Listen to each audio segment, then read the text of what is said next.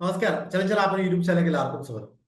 10th prelims പരീക്ഷ വിവിധ തസ്തികളിലോട്ട് നടക്കുന്ന common preliminary examination 10th level common preliminary എക്സാമിനേഷന്റെ പരീക്ഷ ആരംഭിക്കാൻ ആദ്യഘട്ടം നടക്കാൻ ഇനി ഒരു മാസം മാത്രമേ ബാക്കിയുള്ളൂ.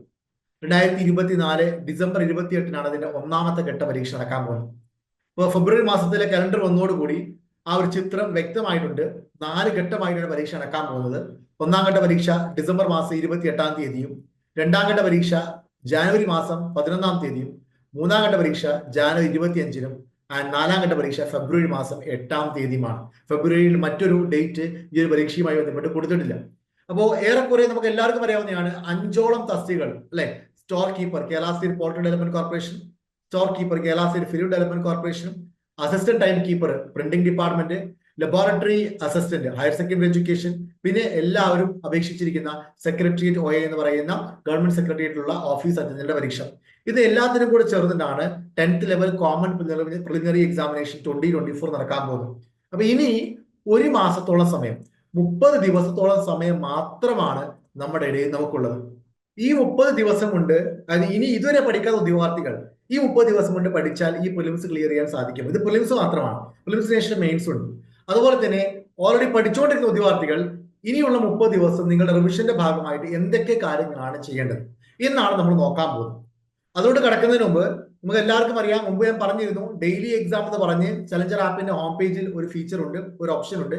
ഇത് ക്ലിക്ക് ചെയ്ത് കഴിഞ്ഞാൽ ഇപ്പോൾ ദിവസവും രാവിലെ 5 മണി തൊട്ട് രാത്രി 9 മണി വരെ 10th പ്രിലിമിനറി പരീക്ഷയുടെ മാതൃകാ പരീക്ഷ 10th ലെവൽ കോമൺ പ്രിലിമിനറി എക്സാമിനേഷന്റെ മോഡൽ എക്സാം നടക്കുന്നുണ്ട്. 100 മാർക്കിന്റെ മാതൃകാ പരീക്ഷയാണത്. രാവിലെ 5 മണി തൊട്ട് രാത്രി 9 മണി വരെ നടക്കുന്ന ഈ പരീക്ഷയ്ക്ക് ആയിരക്കണക്കിന് ഉദ്യോഗാർത്ഥികളാണ് പരീക്ഷ എഴുതുന്നത്. അപ്പൊ എല്ലാ ദിവസവും രാവിലെ തൊട്ട് രാത്രി വരെ പരീക്ഷ നടക്കുന്നുണ്ട്.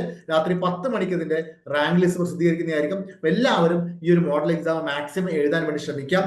അതുപോലെ തന്നെയാണെങ്കിൽ ടോപ്പിക് എക്സാം എന്ന് പറയുന്ന ഓപ്ഷനും കൂടി ഉണ്ട്. റിവിഷൻ ചെയ്യുന്ന ഉദ്യോഗാർത്ഥികളെ സംബന്ധിച്ചിടത്തോളം ഈ ഒരു ഓപ്ഷൻ വളരെ ഉപകാരപ്പെടുന്ന ഒന്നാണ്. ടോപ്പിക് എക്സാമിൽ വരാൻ പോകുന്ന 7 ദിവസത്തേക്കുള്ള വിവിധ ടോപ്പിക്കുകളുടെ ഷെഡ്യൂൾ കൊടുത്തിട്ടുണ്ട്. ഏതൊക്കെ ദിവസം ഏതൊക്കെ ടോപ്പിക്കുകളുടെ പരീക്ഷ എന്നുള്ള ഷെഡ്യൂൾ കൊടുത്തിട്ടുണ്ട്. എല്ലാ ദിവസവും വൈകിട്ട് 6 മണിക്കാണ് പരീക്ഷ. നിങ്ങൾക്ക് അവിടെയുള്ള ടോപ്പിക് നോക്കി അവിടെ തന്നെ ക്ലിക്ക് ചെയ്ത് കഴിഞ്ഞാൽ അത് പ്രാക്ടീസ് ചെയ്യാനുള്ള, പരിശീലിക്കാനുള്ള ഓപ്ഷൻ ഉണ്ട്. ആ പരിശീലിക്കുക എന്ന് പറയുന്ന ഓപ്ഷനിൽ ക്ലിക്ക് ചെയ്ത് കഴിഞ്ഞാൽ അതിന് നോട്ട്സും വീഡിയോ ക്ലാസ്സുകളും ചോദ്യങ്ങളും എല്ലാം ലഭിക്കുന്നതായിരിക്കും. അപ്പൊ അതെല്ലാം വായിച്ച് കണ്ട് പ്രാക്ടീസ് ചെയ്തതിനു ശേഷം വൈകിട്ട് 6 മണിക്ക് ആ പരീക്ഷ വന്ന് എഴുതാവുന്നതാണ്. ഇങ്ങനെ ഓരോ ദിവസവും ടോപ്പിക് എക്സാം നടക്കുന്നുണ്ട്. അപ്പൊ എല്ലാ ദിവസവും മാതൃകാ പരീക്ഷയും എല്ലാ ദിവസവും നടക്കുന്ന ടോപ്പിക് എക്സാം എഴുതാൻ വേണ്ടി എല്ലാവരും ശ്രമിക്കാം. അപ്പൊ ഇനി സ്റ്റഡി പ്ലാനിലോട്ട് വന്നാൽ നമുക്കുള്ള ഈ 30 ദിവസം കൊണ്ട് നമുക്ക് സിലബസ് മുഴുവൻ കവർ ചെയ്യാനുള്ള സമയമുണ്ടോ എന്നുള്ളതാണ് ഒന്നാമത്തെ ചോദ്യം. ഇവിടെ മനസ്സിലാക്കേണ്ടത്, സിലബസ് എന്ന് പറയുമ്പോൾ നമുക്ക് 60 മാർക്കിന് GK, current affairs, renaissance, Keralam എല്ലാം കൂടെ ചേർന്നിട്ട് 60 മാർക്കിനാണ്. 10 മാർക്ക് വീതമുള്ള 6 മൊഡ്യൂൾസ്. പിന്നെ നാച്ചുറൽ സയൻസ് 10 മാർക്കിന്, ഫിസിക്കൽ സയൻസ് 10 മാർക്കിന്, ലഘുഗണിതം 10 മാർക്കിന്, മാനസിക ശേഷിയും നിരീക്ഷണ പാഠ പരിശോധനയും 10 മാർക്ക്. മൊത്തം 100 മാർക്കിനാണ് നമ്മുടെ സിലബസ് എന്ന് പറയുന്നത് അല്ലെ. ഇതിൽ ഈ GK പോർഷനിൽ അത്യാവശ്യം കണ്ടിട്ട് നമുക്ക് പഠിക്കാനുണ്ട്. അതിന് പുറമെ സയൻസും ഉണ്ട്, പിന്നെ മാത്സും ആണ് വരുന്നത്. അപ്പൊ ഈ ഒരു സിലബസ് എന്ന് പറയുമ്പോൾ ഒരുപാട് കണ്ടന്റ് ഒന്നും എല്ലാത്തിനും ഇല്ല. 6 മൊഡ്യൂൾസ് ഉണ്ടെങ്കിൽ പോലും മറ്റുള്ള മെയിൻസ് ലെവൽ പരീക്ഷകളെ സംബന്ധിച്ച് നോക്കുമ്പോൾ അതിന്റെ കൊടുത്തിരിക്കുന്ന കണ്ടന്റുകളുടെ എണ്ണം കുറവാണ്, അല്ലെ ടോപ്പിക്കുകളുടെ എണ്ണം കുറവാണ്. കോൺസ്റ്റിറ്റ്യൂഷനൊക്കെ വളരെ കുറച്ച് ടോപ്പിക്സ് മാത്രമേ കൊടുത്തിട്ടുള്ളൂ. അപ്പൊ ഇനിയുള്ള 30 ദിവസം നിങ്ങൾ പഠിക്കുന്ന സമയത്ത് ശ്രദ്ധിക്കേണ്ട പ്രധാനപ്പെട്ട 5 കാര്യങ്ങൾ എന്ന് പറയുന്നത്, ഒന്ന്, ഒരു ദിവസം 5 തൊട്ട് 6 മണിക്കൂർ വരെ മിനിമം നിങ്ങൾ പഠിക്കാൻ വേണ്ടി ശ്രമിക്കണം. നിങ്ങൾ ഒട്ടും പഠിക്കാത്ത, അല്ലെങ്കിൽ ഒരു 30 ദിവസം കൊണ്ടാണ് നിങ്ങൾ തീർക്കാൻ ഉദ്ദേശിക്കുന്നുണ്ടെങ്കിൽ, ആദ്യമായിട്ട് പഠിക്കാൻ തുടങ്ങുകയാണെന്നുണ്ടെങ്കിൽ അത്രയും സമയം പോരാ, കുറച്ചും കൂടെ സമയം സ്പെൻഡ് ചെയ്ത് പഠിക്കേണ്ടി വരും. കുറച്ച് പഠിച്ച ആളുകളാണെങ്കിൽ ഓക്കെ, അല്ലെങ്കിൽ റിവിഷൻ ചെയ്തുകൊണ്ടിരിക്കുന്ന ആളുകൾ ഇനിയുള്ള ദിവസങ്ങൾ ഈ രീതിയിൽ പഠിച്ചു തുടങ്ങാം. ഓക്കെ, ആഴ്ചയിൽ 6 ദിവസം പഠിക്കുക. 7ാമത്തെ ദിവസം നിങ്ങൾ റിവിഷൻ ആയിക്കൊണ്ട് തന്നെ ചെയ്യണം. 7 ദിവസം കണ്ടിന്യൂസ്ലി 7 ദിവസം ടോപ്പിക് മാത്രം പഠിച്ചു പോകരുത്. ഒരു ദിവസം നിങ്ങൾ റിവിഷന് വേണ്ടി മാറ്റി വെക്കണം. നിങ്ങളുടെ ഡെയിലി ഷെഡ്യൂളിൽ, ഡെയിലി സ്റ്റഡി പ്ലാനിൽ നിർബന്ധമായിട്ട് നിങ്ങൾ ഉൾപ്പെടുത്തേണ്ട ഒന്നാണ് ആനുകാലിക വിഷയങ്ങൾ, കറണ്ട് അഫയേഴ്സ് എന്ന് പറയുന്നത്. കറണ്ട് അഫയേഴ്സിന് വലിയ പ്രാധാന്യമാണ് ഈ ഒരു 10th പ്രിലിംസ് പരീക്ഷയ്ക്കുള്ളത്. ഈ കഴിഞ്ഞ LGS പരീക്ഷയ്ക്കും അതിനു മുമ്പ് നടന്ന LTC പരീക്ഷയ്ക്കൊക്കെ ഏത് തരത്തിലാണ് കറണ്ട് അഫയേഴ്സ് ചോദിച്ചിട്ടുള്ളത് നമുക്കറിയാം. അപ്പൊ ആ ഒരു കറണ്ട് അഫയേഴ്സിനെ കുറച്ചും കൂടെ ഇൻഡെപ്തിൽ മനസ്സിലാക്കാനും മാത്രമല്ല കഴിഞ്ഞ 1.5 വർഷത്തെ കറണ്ട് അഫയേഴ്സ് പഠിക്കാനും വേണ്ടിയിട്ട് ഓരോ ദിവസവും നിങ്ങൾ ഇതിനു വേണ്ടി സമയം സ്പെൻഡ് ചെയ്യണം. ടോപ്പിക് അടിസ്ഥാനത്തിൽ തന്നെ കറണ്ട് അഫയേഴ്സ് പഠിക്കാൻ വേണ്ടി ശ്രമിക്കുക. അവാർഡുകൾ വേറെ, അല്ലെങ്കിൽ ചരിത്രം, അതുപോലെ തന്നെ ആണെങ്കിൽ ശാസ്ത്ര സാങ്കേതിക മേഖല, അങ്ങനെ സിലബസിൽ തന്നെ അങ്ങനെയാണ് കൊടുത്തിരിക്കുന്നത്. അതേ ഓർഡറിൽ തന്നെ നിങ്ങൾ സിലബസ് അടിസ്ഥാനത്തിൽ തന്നെ, അല്ലെങ്കിൽ ടോപ്പിക് അടിസ്ഥാനത്തിൽ തന്നെ കറണ്ട് അഫയേഴ്സ് പഠിക്കാൻ വേണ്ടി ശ്രമിക്കാം. പിന്നെ ഓരോ ദിവസവും ഒരു മോഡൽ എക്സാം അല്ലെങ്കിൽ ഒരു PYQ നിങ്ങൾ ചെയ്യാൻ വേണ്ടി ശ്രമിക്കാം. ഞാൻ തുടക്കത്തിൽ തന്നെ എങ്ങനെയാണ് ആപ്പിന്റെ ഹോം പേജിൽ മോഡൽ എക്സാം എടുക്കുന്നത് പറഞ്ഞിരുന്നു.